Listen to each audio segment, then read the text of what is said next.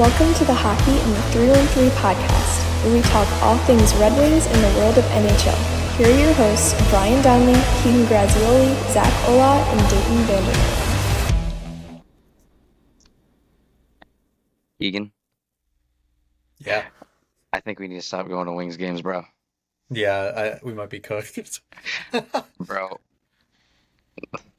Nothing beats the fact that me, Blicky, and Keegan, when we were at the red carpet, saying, "Oh my God, we're so back, we're so back." We get into the rink, we sit down in the mezzanine. "Oh my God, we're so back, we're so back." All the vibes are high. Larkin scores like 5 minutes in. 10 minutes go by, game just falls to shit, bro. Like, it was just flat out dead for me and Keegan. Worst $100 I spent on a home opener. I will say, we did say this. We did say this. If it weren't for the experience, I think that would not have been as fun as it was. But I completely agree. Yeah, well, Keegan got the mezzanine. Me and Blicky got upper level spots, but people kicked us out of it after, and some dickhead went, "Yeah, get out of here. You guys don't belong in these seats." So that was fun. So after that, it was like second intermission, and then me and Blicky were like, "All right, let's just dip because like there's just no point in going up when we're already down 5-1." I stayed for like 5 minutes into the third. I'm like, yeah, I'm not staying. Blicky apparently also had an assignment due at midnight, and he didn't realize it until the first period, and he just told me about it when we were leaving, so that was funny. God, bro. But yeah, keep an eye out for us. I didn't want to hear you guys say that you're bad luck at games because I last year went to like 7. Oh yeah, dude, I remember. Dayton was not. Yeah, I remember. You were like cursed, and then once we beat Buffalo, like that was awesome. I went to like Yeah. 7 games last year, and we won one of them. And I was Bro. against Buffalo.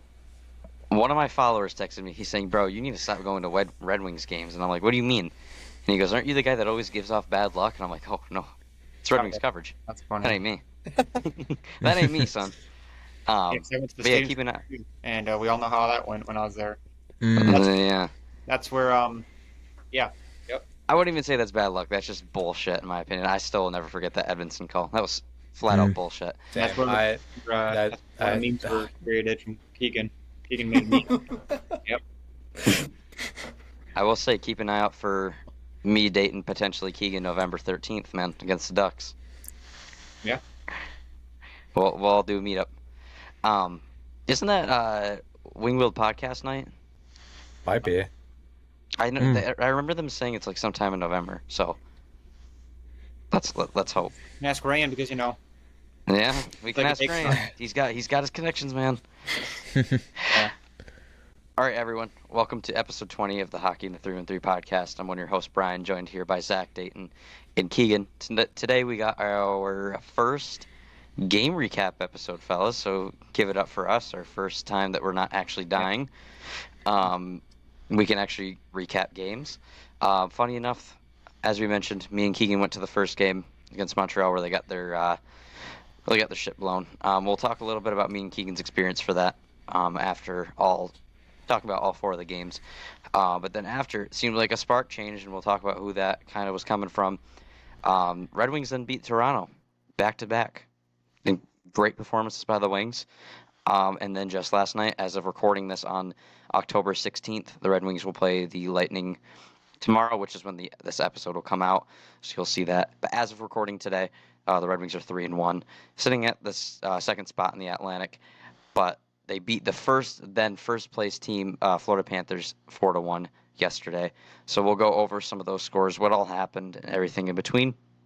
We'll touch up a little bit more on, even though we're 4 games in, fellas, this feels more energetic than the past couple of seasons. Why is that happening? Why do we think who's to kind of like? I don't want to say like what's the opposite of who's to blame, but like who's the person that we can look to that is really turning this ship around. And there's multiple aspects of it, and we'll go over all. And then finally, we'll touch up on the rookies, ASP, MBN, Emmett Finney, how they've looked through their first 4 games, and everything in between after that.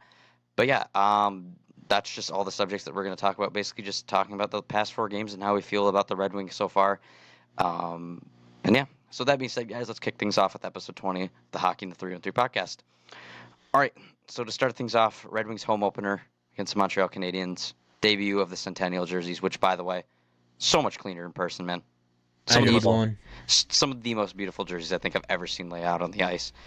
Had my one of my group chats say that the Wings need to make that. They were all saying that the Wings need to make that their new primary homes. I wish as much as I do, but just with how classic the Red Wings jerseys have been, don't think we're gonna get it, which sucks because They I haven't feel changed. They've updated the logo. They've never touched the logo ever. It's been the same. It's just gotten modernized a couple times. Yeah. Or maybe we keep that iteration as like our permanent third or something. Yeah, I like would an love alternate temporary. heartbeat. That would be lovely in my opinion. But yeah, as mentioned, me and Keegan went to this game. Me and Keegan, along with my friend Blicky, got the red carpet, got a bunch of signatures, which, God, I can go on a ramble about how shitty the people behind us were, Keegan, and how many times we had to pull you to. Bumped or Dude, we'll talk about this before we get to the game because I want to express this so badly. I hope she's not a follower because if so, this is going to be so embarrassing. Okay. Let me just explain this. There's a lot of people, I think, when it comes to events like that, like, you definitely expect a lot of people. However, just you get a lot of people that just overall are very inconsiderate, and it's very unfortunate because there's a lot of bumping and that's part of the event. However, it does stink because there's just a lot of it, and it kind of ruins the experience for a lot of us. How early? A lot of us fans. How early did you guys have to get there to actually have a spot there? 1:30. Yeah, we got there an hour before, and like we were like in the first Waiting in 1/3. We went straight to the middle and got like the front spot. And then we met some other people in our Red Wings group chat too. So shout out Kate and shout out Everin, man. Everin. Love those guys. Yeah, amazing people, man.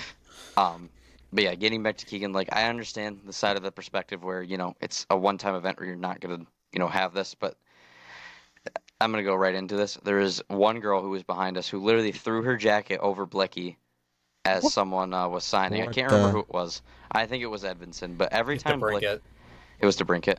Okay. Every time Blicky said like there's a player coming up, she'd immediately look up and try and look around. It was so funny. He was basically just toying with her.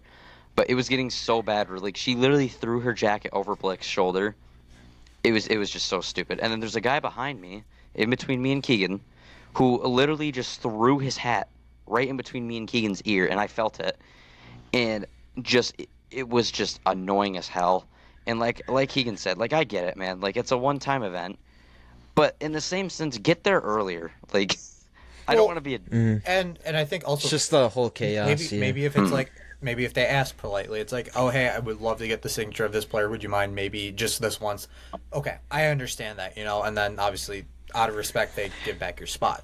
But if it's like you're just constantly just going over, which is what they were doing. They weren't even asking. They were just chucking shit in front of us, which is very rude. It's very in my unfortunate. opinion. However, that's just part of like people getting excited about players. I understand it. I'm not.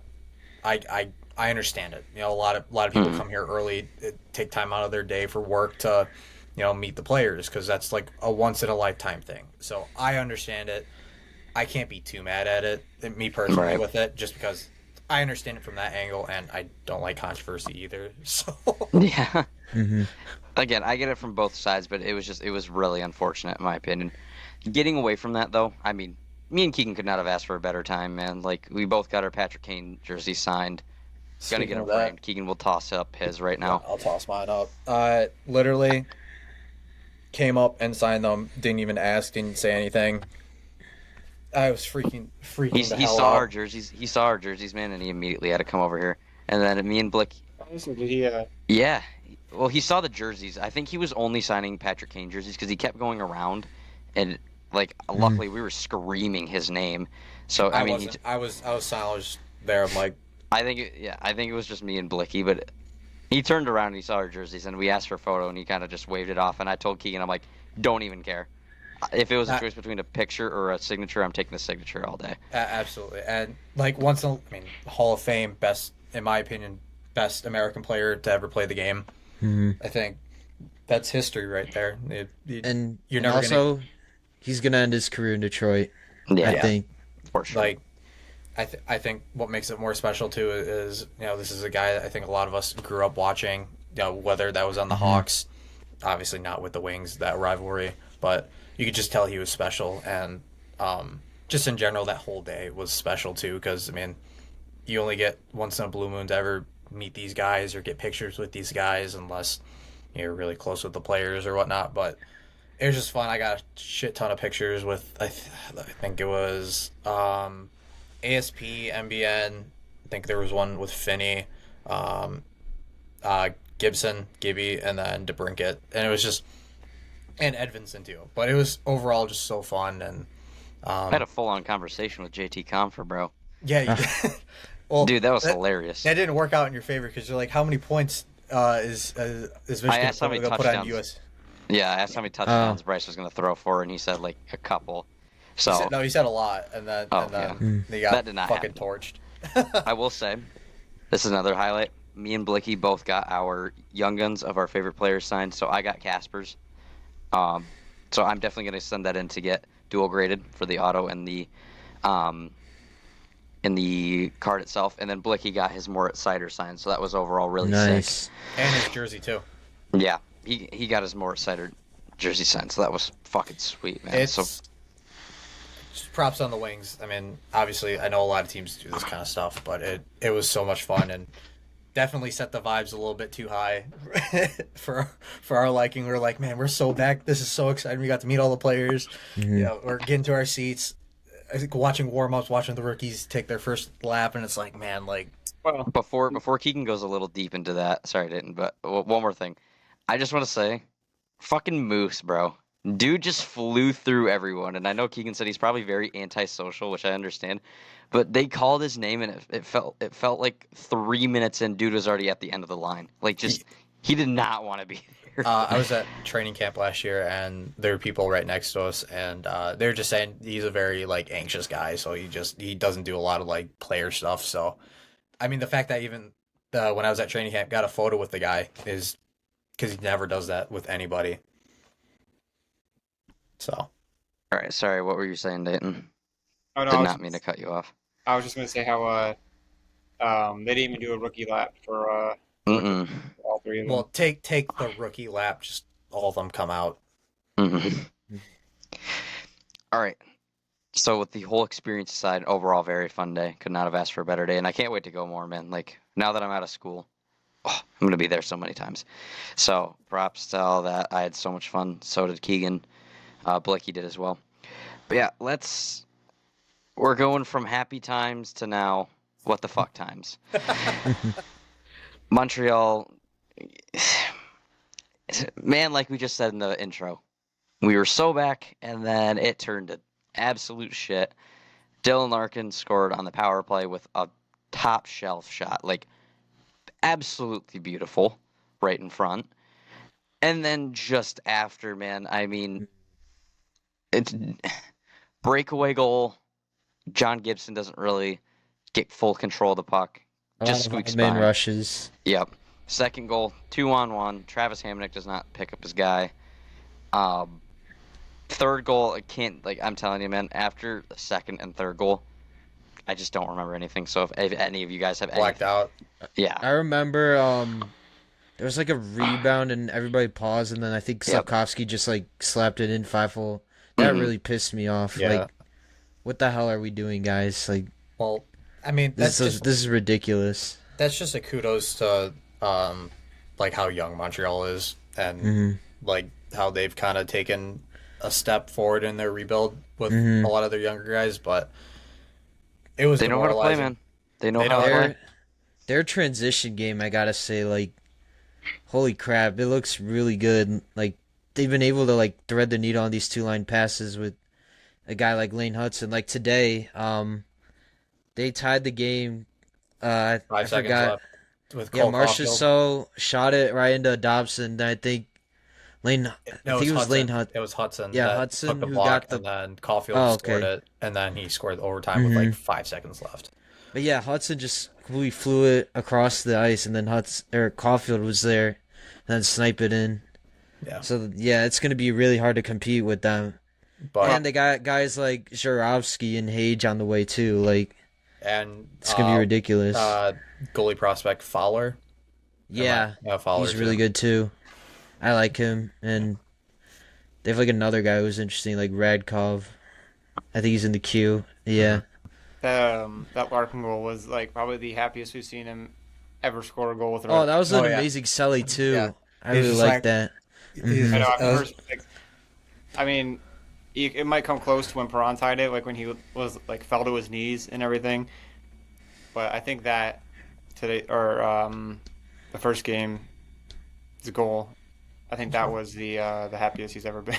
I can agree with that, and it felt so good. Like you could just see the building erupted when that happened. It was just everybody was so happy for that, and then obviously the next Yeah. 2 periods happened, and it was very unfortunate. And something to really point out is Ajo and Travis Hamnick for that pairing. Oh, God. -4 on the night. Uh-huh. And eventually it led to Hamnick getting benched. And props to McClellan for knowing that this guy just did not have it in him at all. He was just making too many defensive mistakes. Like I think it was the first goal. He tried getting the puck, made the mistake.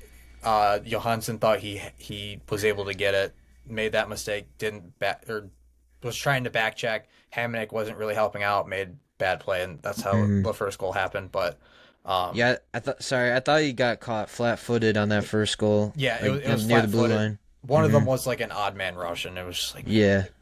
But Gibson, obviously his debut, obviously all of us were really hoping that he would show something.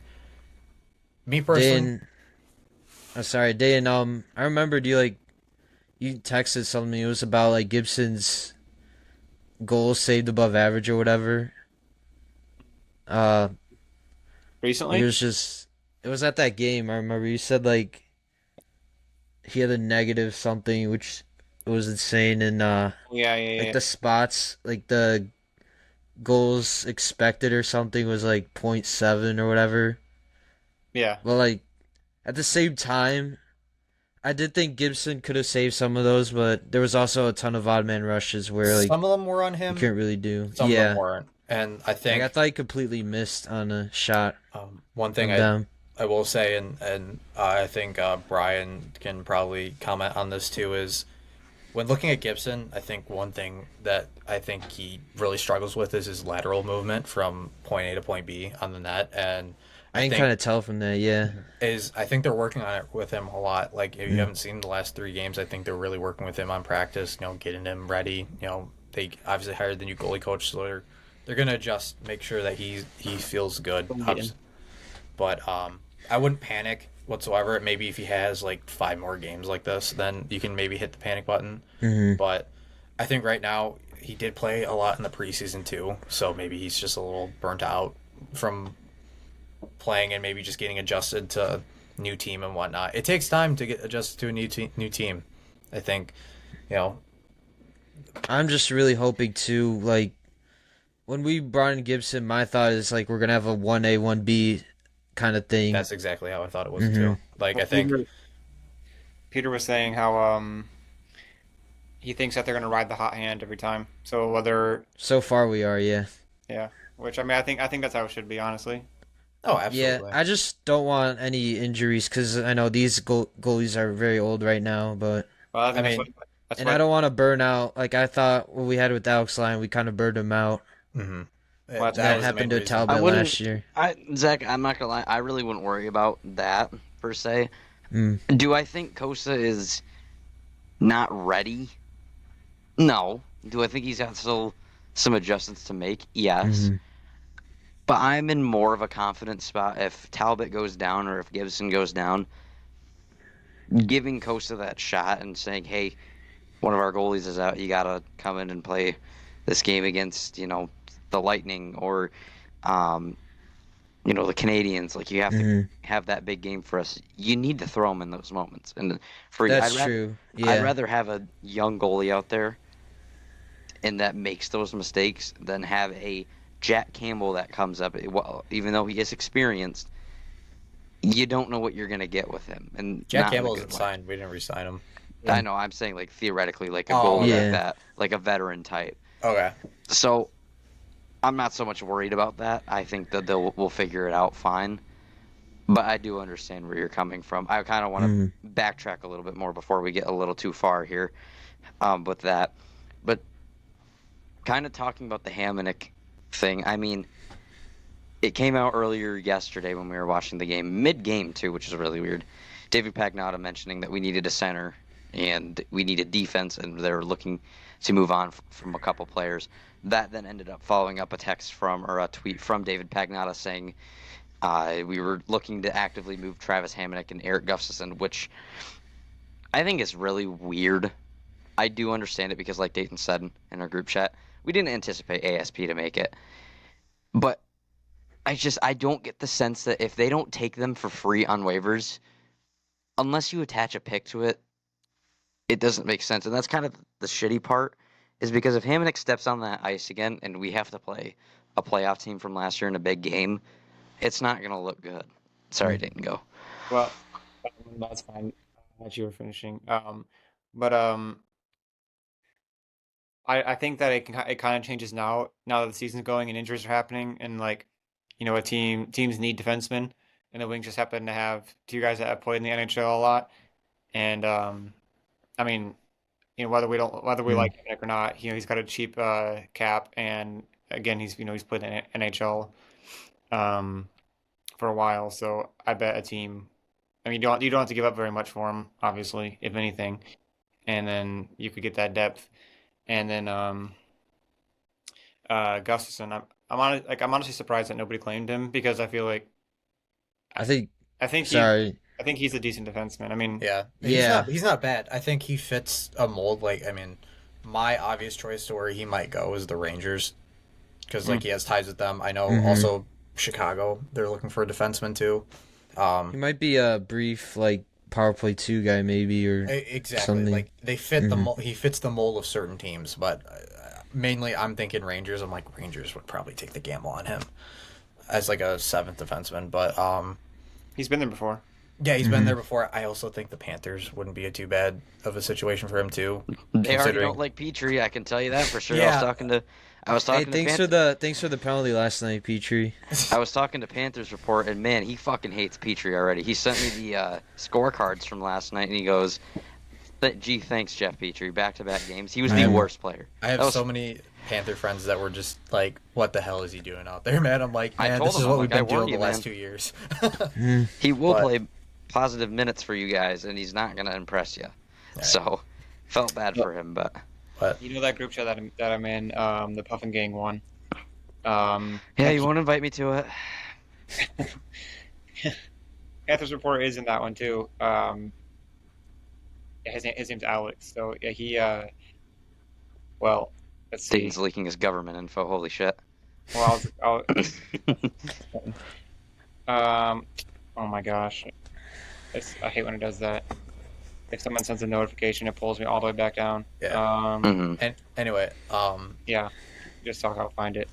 Okay. I'll talk about this too. Is after the game, obviously we heard kind of what McClellan was thinking. It's like hold up, Keegan. We got to get to that. That's a different topic. Moving a little too ahead.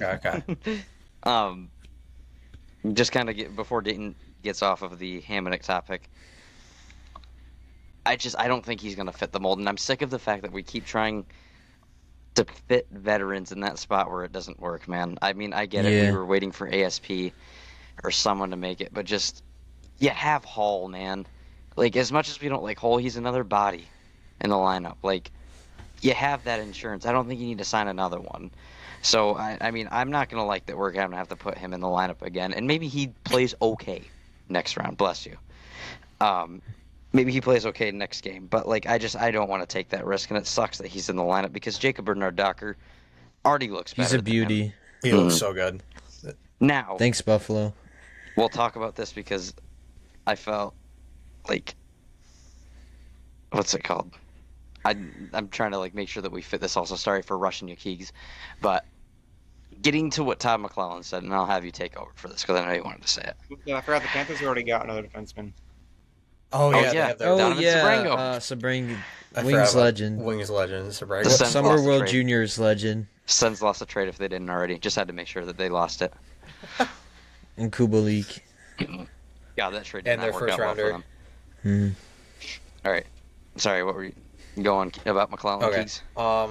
We heard the kind of the players. They're like, we need to fix this, and then McClellan's like, well, we need to fix this, but we need to be doing it now. Like some of you guys have been doing it for years, pretty much. So it's like he's keeping this group accountable, and I think this is the first time we've seen a coach take account. Like in a long ass time, this is the first time we've seen a coach take accountability, or calling out his team because shit, like we haven't had a guy call out the team probably since Scotty Bowman or Babcock or whatever. Like he's willing to call out his players when they're not performing, and it showed because look at how they've done the last 3 games is they fixed their errors. They made some adjustments in the lineup. Obviously, Hamnick wasn't going to be playing after that abysmal game, but they made the adjustments, and I think players are responding, and that's how you need them to respond. You need to have them respond with the urgency of correcting their mistakes and making sure that if that happens again, you're gonna get chewed out. And I'm glad they got chewed out because it needed to happen.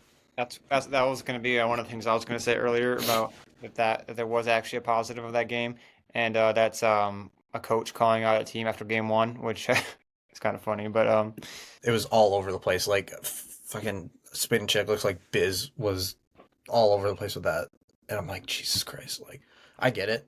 Like that's probably the first time in a long time that's ever happened, but like you needed it to happen because if you didn't, then it was going to be the spiral of, well, we're in the same territories last year, but it feels different. Like you have a guy that's going to keep his players accountable, and there's an expectation to be better.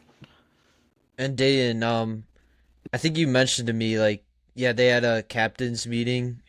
yeah, that's what that meeting was about, them saying, Oh. "Be sick of this yet." Yeah, and once again on that, I'm really glad Tom McClellan said that to take accountability because basically once again he's like on the lines of, are you guys sick of this shit? Like, That probably is what he said, honestly. yeah. Behind closed doors, obviously. Can't say that in the media, but You can. Say You what get you fined for want. it. Yeah. Say what you want about Todd McClellan with how he did with other teams, Kings, Oilers, whatever. I think he's a perfect fit for this organization, and especially to like kind of light a fire within this lineup because like we're gonna talk about later. I really like how we've been playing with a little bit more energy, more physicality as well, and I think we're back to our kind of that winning streak ways from last season. Kind of touching up, or kind of going to the next topic. We covered up what happened with the Montreal game, but man, right off the rip, after the McClellan comments, we go out. We kind of almost want to say shit the bed. We are down 2-0 to the Toronto Maple Leafs, and then they storm back, tie it 2-2. They get up to 3-2. Toronto then ties it. The Wings then get it up to 4-3, and then scoring 2 empty net goals. Holy cow, I cannot talk. Sorry, I didn't mean shit the bed, but started off rough, I should say, that against first period was not. I agree with that, honestly. Wait, sorry. I think Dayton's going to say the exact same thing, but I think we played good. We were just getting out-goalied that whole period. And I thought we had trouble getting the puck out of the first half of that game. Yeah, Dayton's sending the the screenshots to the group chat right now. He does not like Jeff Petrie at all. He does not like Jeff Petrie at all. And also that game, we were also giving up, I think, a lot of high danger chances. Mm-hmm. I felt like the only time when it was in their zone, like they were getting all the high danger chances, and when we got it in the Leaf zone, like we just got stonewalled by Stolars. He props to him, man. Yeah. He played a damn good game, but man, it is frustrating Deserves that extension. When you get goalied like that. It's rough. Mm-hmm. It was frustrating last year too from that. Mm-hmm. So yeah, 2 goals, Callie Yarncroke and then Nicholas Waugh in the first period, and then a 3-goal performance in the second period with goals from Marco Kasper, Lucas Raymond, and Patrick Kane. Emmett Finney getting his first NHL point on the Lucas Raymond goal. Domi then ties it up at the start of the third. Raymond gets a power play goal, which we'll talk about the power play as well here in a minute, and the special teams. And then Edvinson with an absolute rocket from the other side of the net, or other taunting, side of taunting Nyes, like so funny, Oh yeah, bro. they were So going funny. at it. It was funny. Yeah. And as you'll see, I'm gonna quote a Doofenshmirtz here. If I had a nickel for every time the Detroit Red Wings this season scored 2 empty net goals, I'd have 2 nickels, which isn't a lot, but it's weird it happened twice. Happened this game and it happened against the Florida game. But I mean, overall, fellas, like looking at the game stats from this game, I mean, the Red Wings led in shots, they led in face-off percentage, which isn't a lot. It was quite neck and neck with block shots. They had less giveaways and had more takeaways in the game. They were 1 for 4 on the power play to the Toronto Maple Leafs 0 for 2. So overall, I mean, great bounce back win after you were getting goalied in that first period, and just what a way to respond. Now, the Red Wings did go to Toronto for Canadian Thanksgiving. They pushed it back a little bit because of the Canadian Jays. Thanksgiving and the they Jays pushed game. it up. Actually, Yeah, sorry, my bad. But man, I mean, another very tight, gritty I got game. goosebumps. not their greatest game, but they definitely They were responded there. accordingly. They were neck and felt neck with like- the Maple Leafs. It Yeah. was, I mean, the first period, there was only one goal. D-Boss getting his power play goal, which, Beauty. man, DeBrincat has been feeding these fellas, man. He I has think been. Kane to break it switch sides. They like- did, yeah. Yeah. It's working. It is working. Yeah. And It's guaranteed every single time. It's like you can guarantee it whether they're in Toronto or Detroit. But whenever Larkin plays Toronto, it is guaranteed that he will score. hmm Put money on it. For his grandma. Tell Jit to put money on it. Actually, I don't know why he hasn't done that. Nah. I don't know why either. We should probably tell him after this. I want to go over this goal, and I think all of you know where this is heading. Nope. Oh, sorry. How about JVR, man? Oh yeah. That was Right. That's beautiful. beautiful. What was Coming it? back He home. went in between the legs, I think. I forgot. I don't was- think so. I think it was a 2-on-1. It was just a A 2-on-1. nitpick Yeah. shot. 2-on-1 Yeah. where He he was like kind of. Yeah. So he's a left-handed, but what he basically did is he like put his stick out more, and then he just kind of yeah. flipped it Yeah. up. Okay. Yeah. It was, It a fucking, just it was looked like a like knuckle that. puck almost. It looked like a knuckle Mhm. puck. I will say this, and like obviously he doesn't have the speed that he used to in his career. Probably, I mean, he was a little bit more slow of a player just because of how tall he is. But the last thing for a player, like the last thing the player will lose towards the end of their career, is their hands. He still has his hands. Like Beauty. I forgot what it was. A Philadelphia podcast said it, but it's like, oh no, sorry, my dad said it. He's like, the last thing that goes on a player is their, or something around the lines of like, the players will lose everything except their hands. And like, look at Kane. Like Kane isn't what he used to be. Yeah. Good but, example. Mhm. But he still has the best hands ever. Like. But I mean, he obviously showed that off, and it was what a beautiful goal by JVR. And how fitting, too, because this was his first game as a Red Wing after not playing in the preseason, not playing in training camp, and he comes out in his first game as a Red Wing and scores on his former team. Like, you can't make that shit up sometimes, man. Unk still got it. Unk does still got it. That's I want Talbot. to.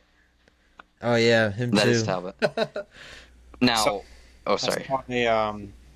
The thing about why that JVR goal was able to happen, and it's because if you watch the clip, you probably see it. But the way he had the puck in his stick, why Riley didn't push him or go after him was because the way he had it set up apparently is where everybody thought he was going to pass, and that's why I think Stolarz was a little over more. I think he was in net. I forget who was in net that game. I think it was him.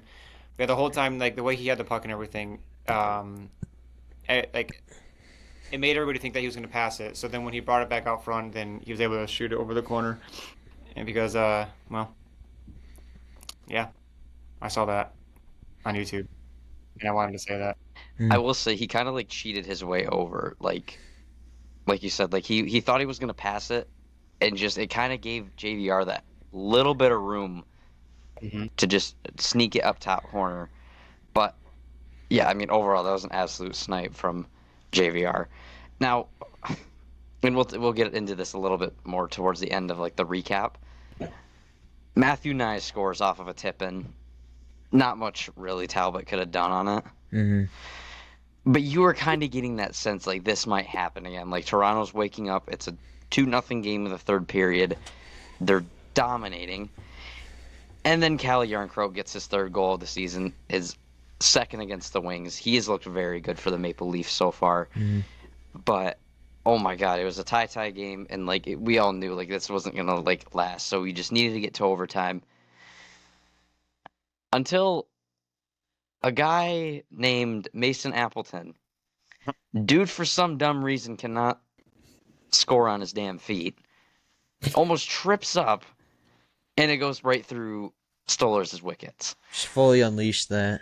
45 seconds. Yeah, 45 seconds into the game, or left in the game. Like, what the fuck, dude? Mm-hmm. And I mean, it was sick. It was sick. it was By the funny way, as fuck.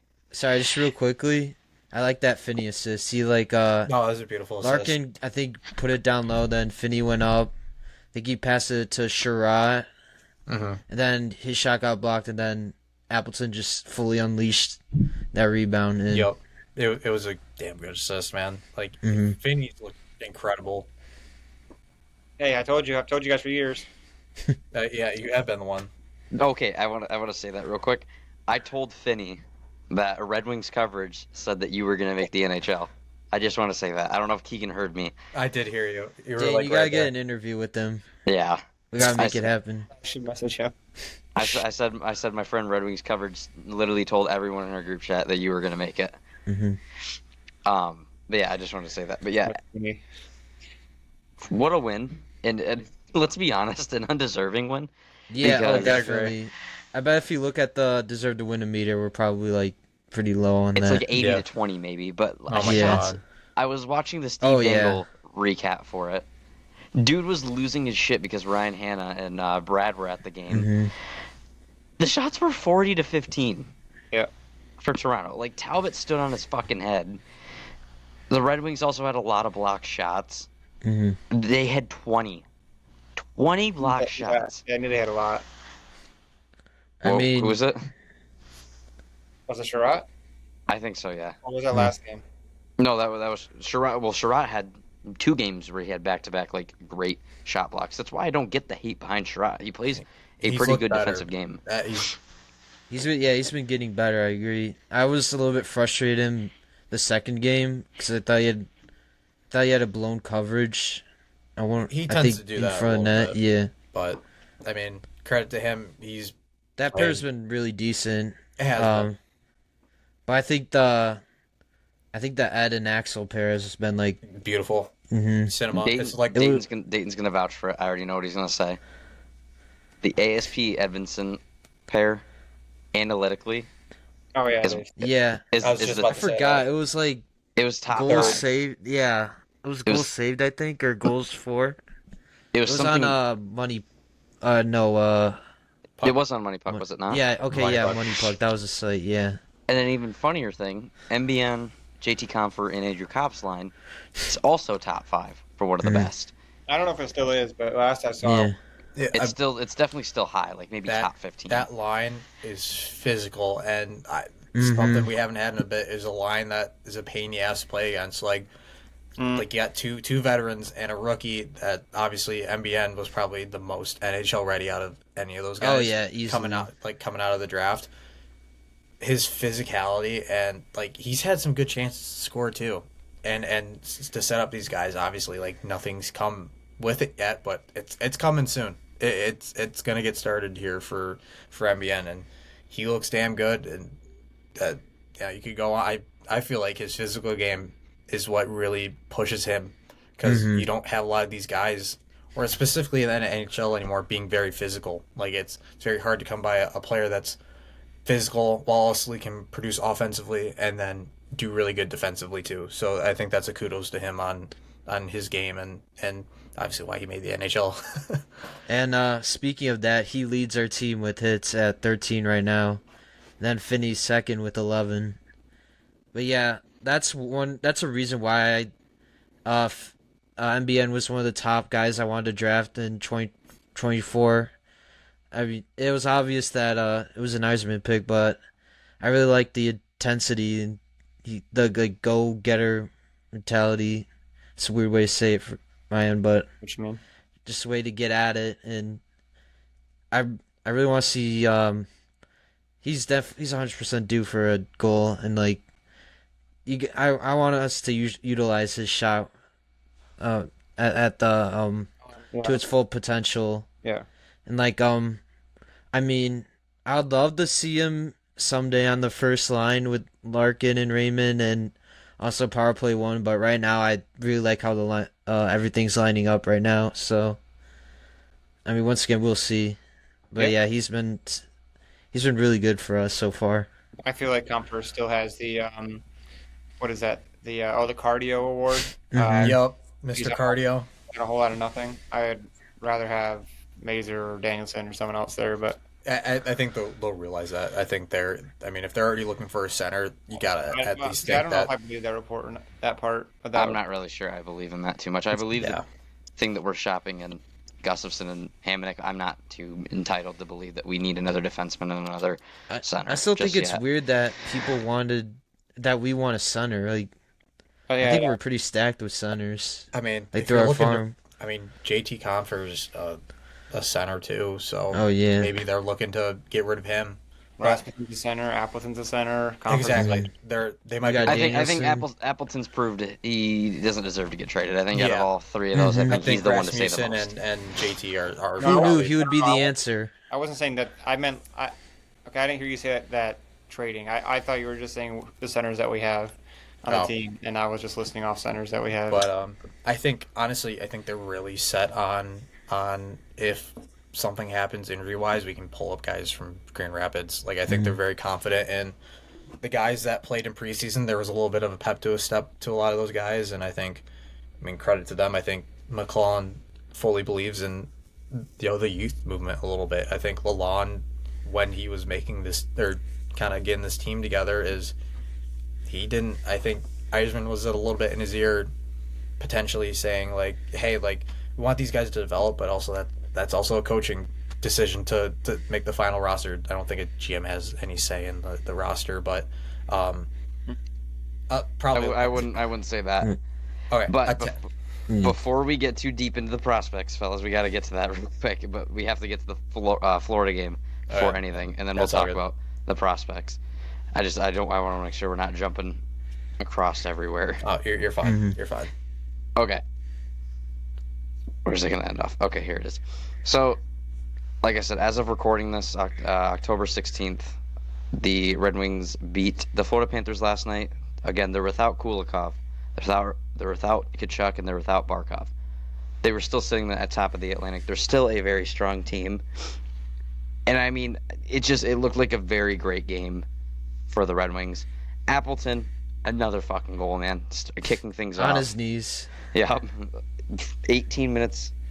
2 minutes into the game, and then we'll talk about this again soon with the power play.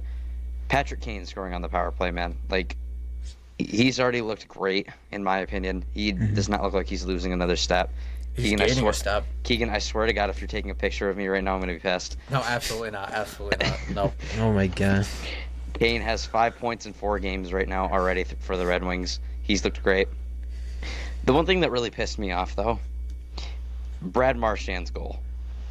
Yeah, that was a bad goal. Talbot, just like a 19-year-old girl at a sorority in the SEC, close your fucking legs, dude. Christ. Stuart Skinner 5-hole. Yeah, seriously. Okay, to be fair, he doesn't give up a lot of like bad goals like that. So I know, but as a goalie, my coach always told me if you give up a wraparound, I'm making you do suicides.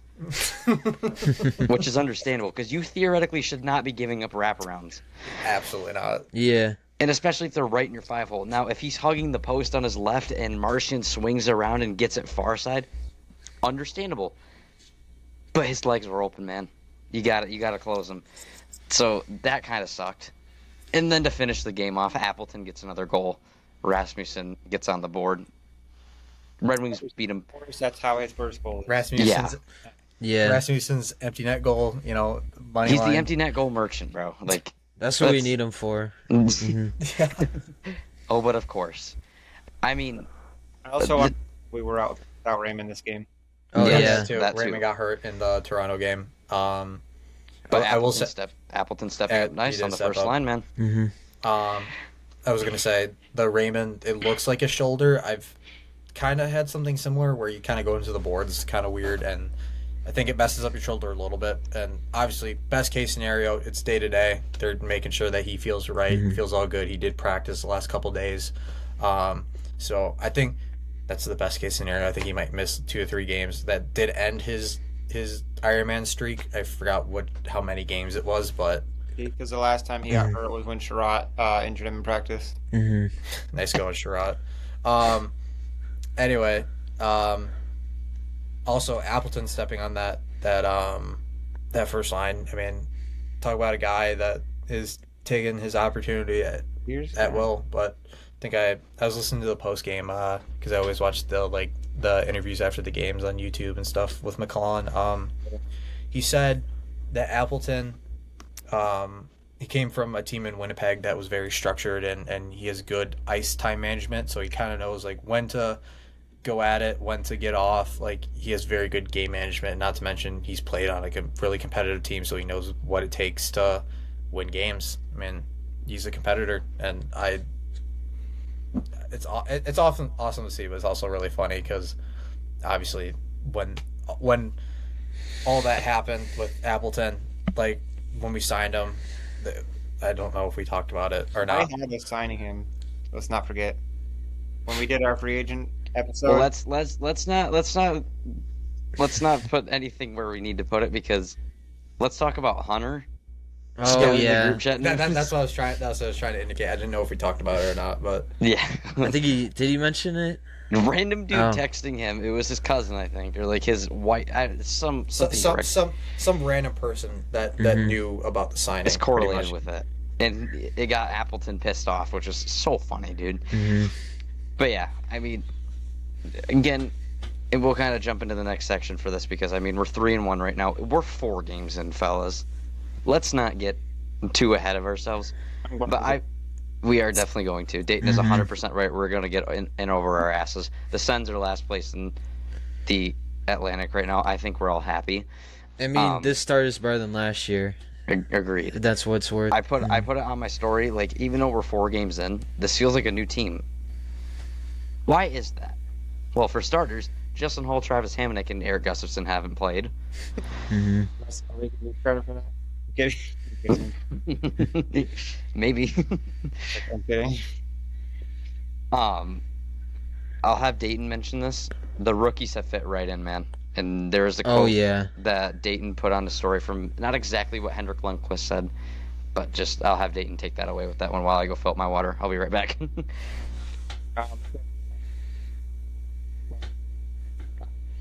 Give me a second. I gotta pull it up now. Where is it? Oh, here we go. So, Lundqvist said how the Wings don't look like a young team anymore. Like, obviously, we're a young team still, but they look a lot more mature now, and he thinks that they're taking the next step. And also, something I wanted to say a little bit ago was about the post-game thing, is that Larkin, I think it was him that said it, was saying how this year they're really focusing on not having super long shifts, like getting caught in like the D zone or whatever, and they're, like I said, having really quick shifts, so that doesn't happen. I think Larkin said that. Yeah, I'm really liking the rookies this year. Oh yeah, we were talking about them too. Yeah, Finney, I guess, was kind of a surprise that he's on the first line for me, but he's looked perfect. I will add with Finney too is I can't remember if it was Dayton or someone said it in the group chat, but he looks a lot like Bertuzzi in the sense of you don't need him to be that offensive juggernaut. You just need him to be there physically present, and I see that comparison with Finney. Like he's just cat. Hell yeah. I had some people disagree with me on that. But no, yeah, I did have that in my story, and some people didn't agree with me, but that's okay. This guy's I agree with you on Mhm. that. I think that's a great I 100% comparison. agree with Dayton on that. yeah, I'm this guy said it's the worst comparison I've ever seen. That's what's up. Okay. Yeah, Okay, well, so- let's execute him, okay? If he doesn't agree with you, we'll execute him. The thing is for me with Finney is like when I was watching in Kamloops, the thing that stood out to me is his motor, and I think he's obviously utilizing it that well. It's translating, and from what I once again saw in the preseason, he's really good at being that net front guy and the guy who can dig in corners as well. Uh, I guess he kind of had a little bit of a hiccup at Toronto, with a couple of turnovers, but I mean, that's what happens when you have rookies like that. They make mistakes, and they'll keep on evolving their game. Axel Sandin Pellikka has been also surprising for me because was unsure of how his strength would translate, and that kind of shut me up with how he's been playing. He did had a little bit of turnovers, especially with a little bit yesterday and against Toronto again, but he's been getting really good looks, shooting. Once again, his wheelhouse is like top circle, and you also see his agility and speed as well. I will say too is we're talking about Pelika, right? Mm-hmm. On the power play, he's getting looks on the power play. His shot, Yeah. incredible. Hasn't led to a lot, and I think his playmaking is really great. Is amazing too on the power play. He has his moments, obviously, where he looks really great, and like you see flashes of what he's gonna be. But he is a rookie. He's gonna make some small mistakes. Obviously, he had a kind of a weird call happen yesterday. I think it was, I don't know, it was kind of like an odd call to me. Yeah. That I think it was interference, but Yep. I think Oh yeah, I think- that was an interference. They were both going after yeah, the they're puck. both going at it for each other. But Mm-hmm. I will say I like how he's looked like speed wise. Like I think he really Yeah. drives the play. Like I think him and Edvinson on a line looks really good. Like you got more of like a stay at home kind of guy that can make plays in Edvinson, but you got that offensive juggernaut in Pelika, and I think that pairing works so well, and that's why analytically it's like one of the best pairs because they just complemented each other's game. Yeah. Edvinson's also really good at moving for his size as well, and like I said, with that agility on that line, and I guess I was randomly like kind of dogging on Edvinson at the beginning. I guess I just expected a little bit more offensive out of him. I don't know what I was thinking, but I'm now seeing how great he has been as a defenseman for this team. Yeah. Now I ask you guys, Okay. we are 4 games in. Depending on, I can't remember whose contract matters with what. I think it's MBN's with the entry level contract. Do we see any of those three rookies getting sent down? No, We shouldn't. nope. Isn't it Finney? No, it's MBN. Because MBN hasn't. So Finney has had his. Was it last year he signed or? I can't remember. I know it's one of the rookies. I swear it was MBN, but I could be wrong. Because I feel like maybe they would send him down. I don't know. Yeah. I mean, I don't think they haven't had a reason to send him down. Like, No. I mean, like, all of them have been, Get worried about his production. which I feel like it shouldn't really matter about that because, I mean, doesn't. Vinny's looked fine. I mean, MBN, yeah, he hasn't gotten on the score sheet. ASB's He's been gotten- close. He's been close. At last game, he had a really good opportunity, Mhm. but I wouldn't think- worry about it too much, no, man. I mean, you're not worried. You're worried about long-term success with those guys, and I think but if with- it ain't broke, don't fix it. You know exactly what I mean? like that third line's looked incredible. The Finney looks great on the first line. He compliments Larkin and Raymond, and then Pelika, on that pair with Edvinson, like you can't go wrong with that in my opinion. Like they complement each other, and especially Pelika and MBN. They've been together playing wise for the longest time, so I don't think you're going to get rid of them at any point, because why would you be getting rid of Hamonic and Gustafson if you don't trust these guys? And I think if they were to pull up anybody, it's Mazer and Danielson. Like, if Danielson didn't get hurt, he would have been on this roster as well, and they would have made a tough decision to trade somebody. I do wonder now, though, if they're going to try to make Danielson or they're going to try to make Danielson have like a huge role for GR this year, and then just call him up if there's an injury. Yeah, I think that'll happen, but there's also the sense that I feel like if Comfort doesn't start playing well, if Rask gets moved, like just a bunch of stuff happens, do you have a Casper situation where one of these players is out long term, you have to shove one of them either down to Grand Rapids or trade them? I kind of want that to happen, but also it needs to be the right thing, because in my opinion, I think Danielson has looked the most NHL ready, I should say. You can have different feelings about that, but even McClellan confirmed if he didn't get hurt, he would have had a strong shot to make it. Danielson would probably be like, he would probably be like, he could fit decently on the third line for now, or something in the bottom six, I guess. We just need to wait and see with him. I mean, yeah, this is the right time where you need to fit rookies in, because you don't want to do it when you're in the playoff spot and you're anticipating on your rookies stepping it up for you instead of a seasoned veteran. But the Red Wings are in that really good spot where they can be doing this right now. So I agree. I don't think there's any reason to send down everyone. Will I be upset with it if it happens? A little bit, but I also understand the fact that, they just got to get their game back together. But I don't see any reason why we need to for any of them. The defense has looked better than it's. Let's be real. Let's not sugarcoat it, fellas. The defense has looked the best it's looked in a long time. Hot minute, absolutely. It hasn't looked as good, I want to say, at least since. It's been so long. Like, I want to say at least 2011, like 2012. That's when Lindstrom retired. Let's just say 2012 when Lindstrom retired. Like, you haven't had this much confidence in a decor in a long time. Like, we finally got that guy that can take over a game in Pelika. Like, yes, he's young. Yes, he's a rookie, but man, like, he can, at some point, that offense is going to show, and Detroit in general is going to have a phenomenon with him. Like, if not already.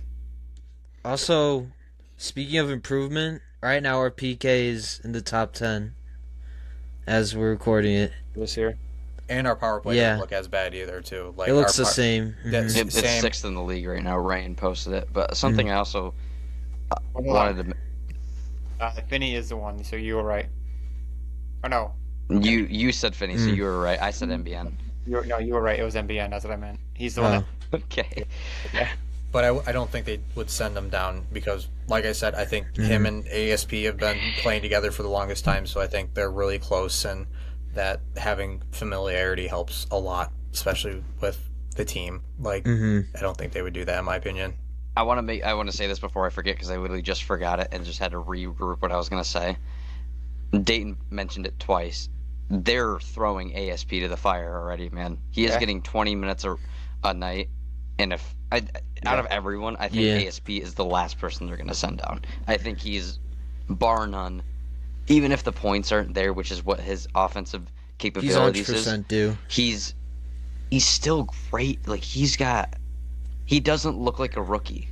He doesn't. I mean, the plays he's made, there's been plays that he made on opening night. I'm like, this guy looks like he belongs. There's still some parts of him just trying to get the puck out. Yesterday, I thought he kind of struggled a little bit, and also the turnovers, but that's also the fact that stuff. Yeah. Well, here's the thing, though. Here's the thing. ASP hasn't been playing on North American ice ever. Like, last spring was his first time getting on American ice. Like, he's not used to the different dimensions over here than he is in Europe. I'm siding with that because I know that's what it is. Like, it's really hard to adjust. We had to play twice on an Olympic/European style ice for varsity. It's difficult, man. Like, it's not easy to adapt. It's a lot of more space. Yeah. And, like, you think you can get the puck out on a European ice easy, but no, it'll just go back in the neutral zone versus if you're in North American ice, you dump it out and it doesn't go as far. So Right. I'm putting that on that aspect that he's not all the way comfortable with. I will say too is what ASP lacks maybe defensively, Edvinson makes up for it because he's so sound defensively. Like he reminds me, and Seider reminds me a lot of Cronwall. He can, power play, has the shot, has the physicality. Absolute tank. Edvinson reminds me durability. Edvinson reminds me a lot of Lindstrom in the sense of he just makes the right plays at the right time, and he's not afraid to shoot the puck, and just he knows where he needs to be, and he knows his role. And I think that he's such a tank, and I loved him so much. Like, dude's just an absolute beauty. Like, also, dude has massive sty. Dude pulled up in like a suit, like Gucci level type suit. Who was the one who pulled up in Gucci loafers? Was that Rass? I think it was Talbot. Dang. It was Talbot, yeah. Yeah, Talbot pulled up in Gucci loafers or some shit. And then fucking Andrew Cott pulls up in loafers with no socks on. Dude, all those guys don't show up with socks. Yeah, dude, they just did not. It was fucking Ashton Hall style. It was ridiculous. But speaking of the red carpet too, dude, MBN was like the chillest dude ever. Honey, bro. He was like, "What's up, bro? How's it going?" We were yelling his name, and he goes, "What's going on, guys? What's good?" Dude, he was so funny. Yeah, he was so good. ASP was super nice too. Like, dude was just chill. Like, ASP chill seems like very nonchalant about everything. Like literally that. Dude, like, Finney Muse, bro. Finney, you can't look me dead in the eyes and tell me Finney doesn't mute. Like, look at this shit, bro. Let's find the picture of him. Look at this shit. God. Bro, Muse. Did he throw up? Oh yeah, guys. Oh guys, my God! We No. are throwing up twice. Dude, I wanted to show him that photo so badly. Oh my God! That would have been hilarious. He would have been like, I'm "Okay, bro, like get out of here." He found his secret Insta. Bro. And later that day, he delete all of that. Oh my God! God, dude. Ugh. All right, fellas, let's wrap things up now. Just a quick topic of discussion here. Do we see this maintaining? Like, can we see things only getting better for the Red Wings this season? I know it's kind of hard to tell, but let's put our bias aside. Do we think we can keep this up and maintain this? I say yes. And I mean, sorry, I think we could. I mean, like I said, this first month is going to be kind of like a gauntlet, and I think the way we've been playing against the Leafs in Florida so far has been going out okay. Just so I'm trying to think who we have next. I know we got Tampa, then I can Buffalo. pull it up real quick. And then the Islanders, and then Edmonton. I think we could beat Edmonton. No, we have St. Louis. Oh yeah, it later goes, this it goes month. Tampa Bay, Edmonton, at Buffalo, at Islanders, at home against the Blue. Or sorry, Blues. Yeah, Home. at home. No. What the? Yeah. They're home against the Blues, away against the Blues following the Then- next 2 days, I and then think we it's go the on the Pacific. Yep, and then we Sorry. go on the Pacific Division, or sign up. Yeah, Pacific Division, West Coast, Northwestern, however the hell you want to phrase it, trip. And I'm not gonna lie, fellas, that is always the trip that dictates how the Red Wings Oh my season's gonna God! go. Yeah. Last always year, happens. that was the Fire Lalonde. That was the worst. yeah. I was scrolling back for my old graphics to figure out what the fuck I want to do. I saw like the California trip, and I'm like, wow, that was pitiful. Like, it was that bad. was bad. But We got to capitalize on the Sharks this year. Like, come on. The Sharks, Ducks game is going to be good. The Ducks game is going to be good. Ducks are looking revitalized. We sold that game last year. I think that weren't we up like 4-1 or something? Or Yeah. for the Sharks, and Casper then scored his first goal fucking too. Celebrini. No, it was against the Ducks. Yeah. Is Same that thing talking- happened with the Ducks and. Oh, are you and talking about the the Sharks game or the Ducks? The Ducks, because then Cutter Gauthier or whatever scored Yeah. goal to I that think game. Ziegler scored the game winner in overtime or something. I think so. I will say, the Vegas game, that's probably going to be very difficult. Like, Oh yeah, Vegas they're is, a wagon. is It's gonna be a looking test legit. though. It's We- this whole we tend- California. We tend to play Vegas really well every year. I'll Oh, agree yeah. with that. Well, at I know, Vegas but, was like, brutal last year, and this Vegas team, man, like, I mean, Stacked. I'm even having it on the side right now with the Boston game. Pavel Dorofeyev, man, oh yeah, 5 goals, 5 games. The dude is legit. fantasy legend last year for me. Mhm. 3 of his 5 goals came in the first game. Mm-hmm. Yeah. That is But- true. But And I mean, even Eichel- last year he had like 30, and he was getting close. He Yeah. was pushing 40.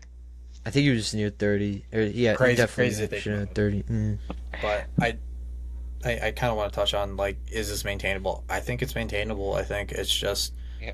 like Zach said. I think it like this first month is a good test to how we can play. I think a lot of people have different opinions on this, but I think goaltending. I think everybody's still worried about that a little bit. I think they're still going to ride the hot hand, that no matter what. But I think if Gibson can kind of figure out his lateral movement a little bit and kind of get back to where he wants to, I think you're pretty set on goaltending. You're not worried about Talbot the way he's looked the last 3 games. He's looking like a fucking nail gun every game.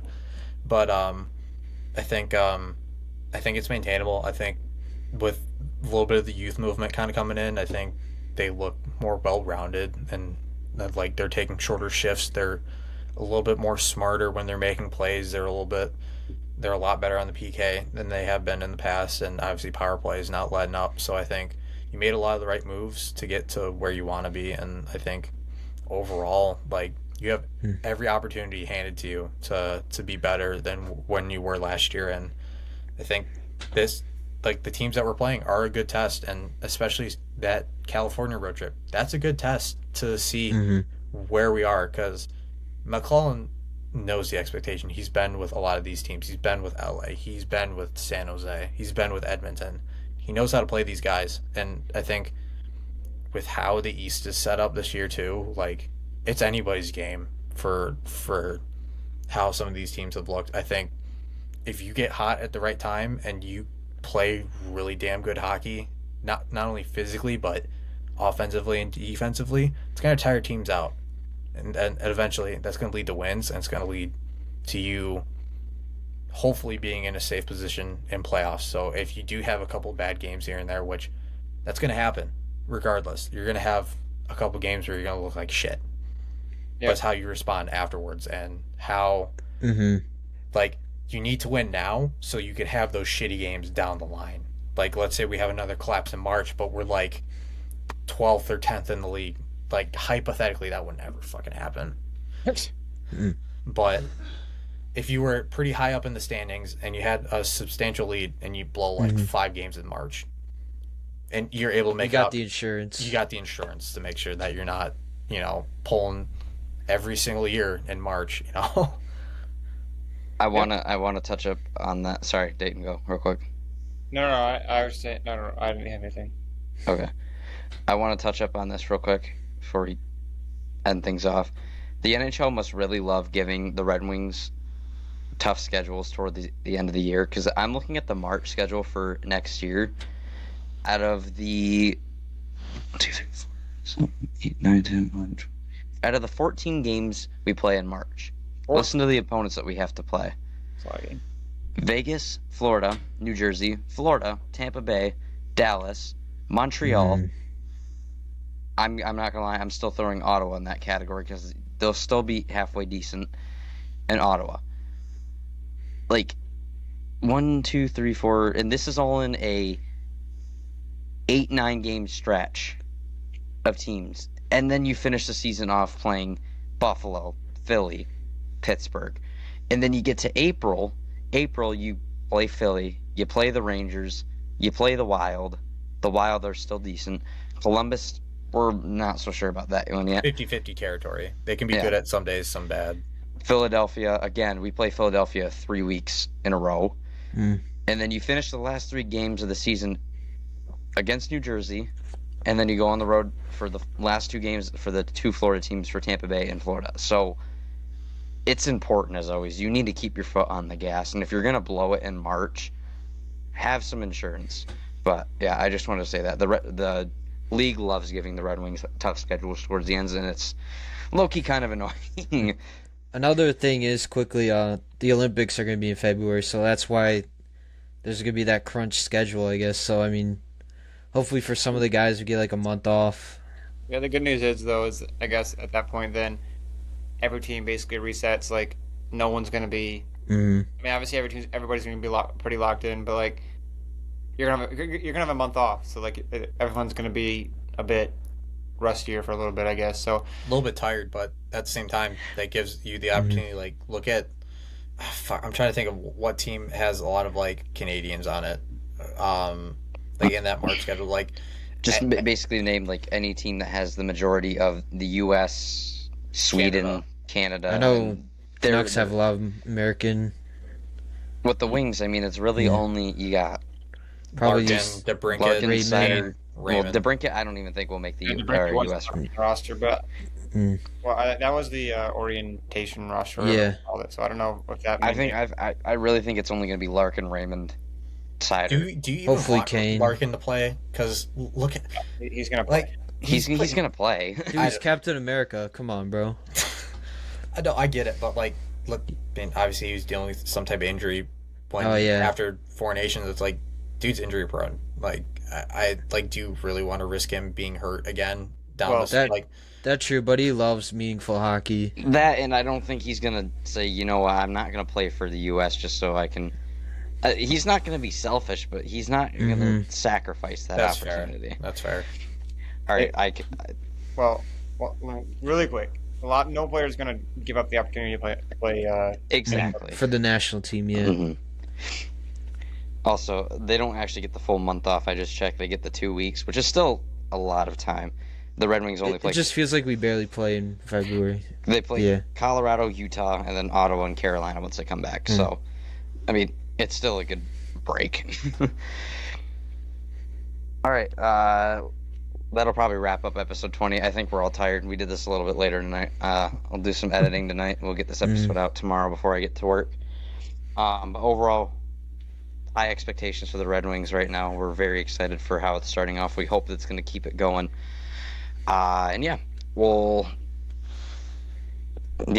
I'm just we covered a lot today, so props to you fellas. Sorry that we had to do this a little later, but glad we got it out because I don't know how much longer we could have pushed back this episode.